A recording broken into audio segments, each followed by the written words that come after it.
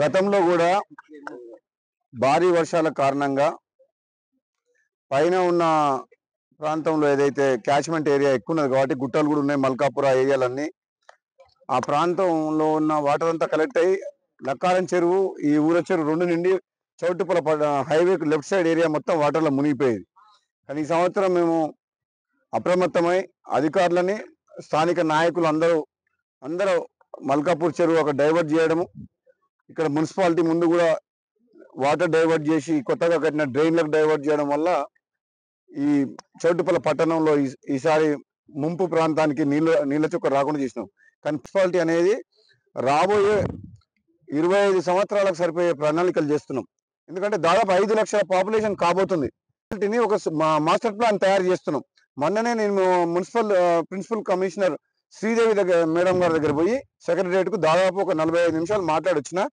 చౌటుపల municipality national highway మీద ఉన్నది, హైదరాబాద్ నాన్కొని ఉన్నది, ఎయిర్పోర్ట్ కు 45 నిమిషాల దూరంలో ఉంది కాబట్టి చాలా వేగంగా అభివృద్ధి చెందుతుంది. కాబట్టి ఒక ప్రత్యేకమైన దృష్టి పెట్టి దాదాపు 500 కోట్ల రూపాయల నిధులు ఇస్తే చౌటుపల మున్సిపాలిటీని రేపు రాబోయే 25 సంవత్సరాలకు సరిపోను ఇన్ఫ్రాస్ట్రక్చర్ క్రియేట్ చేయొచ్చు అని చెప్పి నేను ఆయనతో డిస్కస్ చేయడం జరిగింది మేడం గారితో. ఆమె కూడా సానుకూలంగా రేపు రాబోయే రోజుల్లో ఏదో వరల్డ్ బ్యాంక్ లోన్ ఏదైనా వస్తుందంట, దాంట్లో చౌటుపలకు ఒక 500 కోట్ల రూపాయల ఫండ్స్ ఇస్తామని చెప్పింది.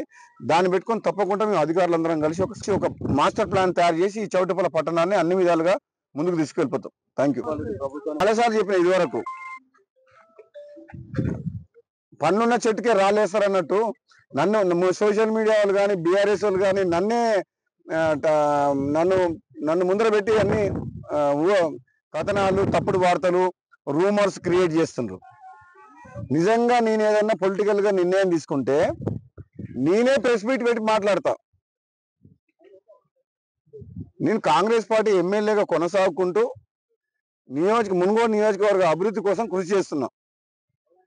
మంత్రివర్గ విస్తరణ అనేది అధిష్టానం తీసుకునే నిర్ణయం కాబట్టి అధిష్టానం ఏ నిర్ణయం తీసుకున్నా కట్టుబడి ఉంటాం. అప్పటి వరకు కాంగ్రెస్ పార్టీ ఎమ్మెల్యేగా ఒక క్రమశిక్షణ గల కార్యకర్తగా నియోజకవర్గ అభివృద్ధి పార్టీ కోసం పనిచేస్తా తప్పితే రాహుల్ గాంధీ గారి నాయకత్వంలో ఎటువంటి రూమర్స్ కూడా సోషల్ మీడియాలో నాకు కొందరు గిట్టని వ్యక్తులు కాంగ్రెస్ పార్టీ లోపల కావచ్చు, ఇతర పార్టీ వాళ్ళు కావచ్చు, కంటిన్యూస్ గా సోషల్ మీడియాలో నా మీద దుష్ప్రచారం జరుగుతుంది. దయచేసి మళ్ళీ చెప్తున్న తెలంగాణ ప్రజలందరికీ కూడా ఇటువంటి వార్తల్ని నమ్మొద్దు. భవిష్యత్తులో ఏదన్నా రాజకీయ పరంగా ఏదైనా నిర్ణయం తీసుకుంటే నేనే ప్రెస్ మీట్ పెట్టి మాట్లాడతా. అప్పటి వరకు దయచేసి ఎటువంటి రూమర్స్ ని, దుష్ప్రచారాన్ని నమ్మొద్దని చెప్పేసి కూడా నేను విజ్ఞప్తి చేస్తున్నా. Thank you.